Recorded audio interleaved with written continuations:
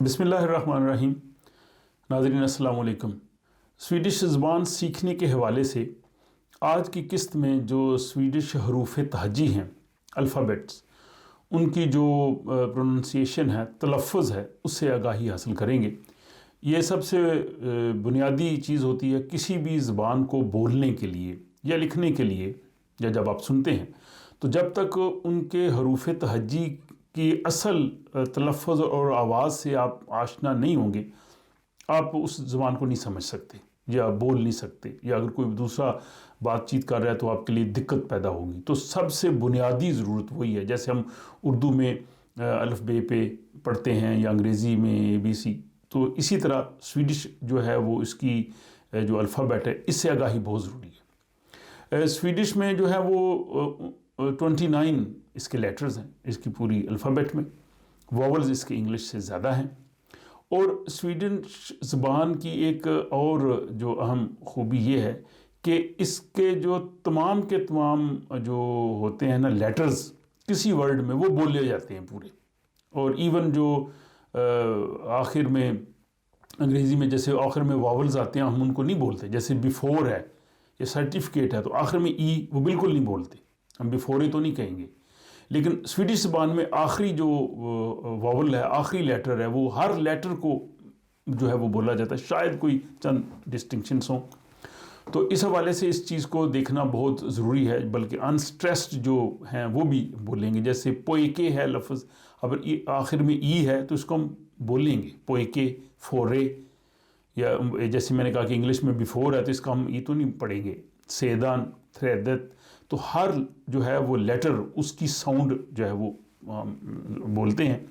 अब हम देखते हैं कि जो 29 लेटर्स हैं स्वीडिश के, इनको हम किस तरह से प्रोनाउंस करते हैं। तो सबसे पहले तो जो है वो आ है, इसको हम आ बोलेंगे। जैसे अलिफ मद्दा समझ लें उर्दू में, तो उस तरह से आ।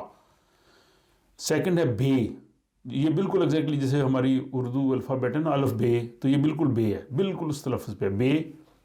फिर से, दे, ये उसी पैटर्न पे आ रहे हैं, यानी बे से दे। और इवन जो आखिरी ए है, ये सबसे ज़्यादा कंफ्यूज करता है। जो इंग्लिश स्पीकिंग लोग हैं उनको बोलने में और लिखने में जो इंग्लिश वाला ई और इंग्लिश वाला आई है, इनका स्वीडिश में तलफ़्फ़ुज़ डिफरेंट है और ये प्रॉब्लम करता है। यहाँ जो ए है इसका तलफ़्फ़ुज़, जो इंग्लिश वाली ई है इसका स्वीडिश में तलफ़्फ़ुज़ अंग्रेज़ी वाला ए है, तो इसको ए, एफ और गे, हो, ई। अब इसको हम आई पढ़ते हैं और ई, इसका तलफ़्फ़ुज़ की प्रॉब्लम होती है जब हम लिखते हैं या बोलते हैं, स्पेशली जो इंग्लिश स्पीकिंग कंट्रीज से लोग आते हैं। और जे के लिए जी, खो, एल, एम, एन, ये बिल्कुल ऐसे उसी तरह ही है। लेकिन ओ को हम यहाँ ऊ, यानी इसके अलिफ के ऊपर पेश डाल के इस तरह से हम कहें ऊ। पे, क्यू, एर, एस, थे। और यू का तलफ़्फ़ुज़ भी स्वीडिश में मुश्किल है, जो इसको थोड़ा प्रैक्टिस करनी पड़ती है। इसकी यू, वे, और डब्ल्यू को ये W कहते हैं या वे भी बोलते हैं। और एक्स और वाई का तलफ़्फ़ुज़ भी डिफरेंट है, वाई को ई, तो जेड के लिए सेता। उसके बाद इनके जो हैं वो वॉवल्स आ जाते हैं। वॉवल्स जो हैं वो पहले भी आपने देखे हैं कि गुजरे हैं, लेकिन ये लास्ट में एडिशनल वॉवल्स जो हैं, ए जिसके ऊपर सर्कल है इसको ओ, जो इंग्लिश वाला ओ समझिए उसी तरह से बोलते हैं। और जिस ए के ऊपर 2 डॉट्स हैं उसको ए, और जिसके ओ के ऊपर 2 नुक्ते हैं, 2 डॉट्स हैं, ये भी थोड़ा मुश्किल है, इसको ए। तो ये जो तलफ़्फ़ुज़ हैं इनकी प्रैक्टिस करना पड़ती है बार बार।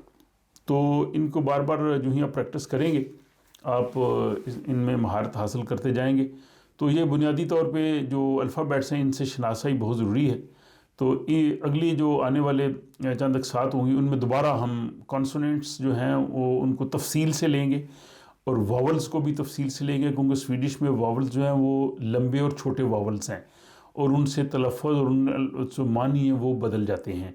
اور اس کے بعد پھر عام فہم جو تلفظ ہے، کچھ جو الفاظ ایسے ہیں کہ جو ان رولز سے ہٹ کے ہیں، ان کی بھی میں کوشش کروں گا کہ آپ کے سامنے پیش کروں۔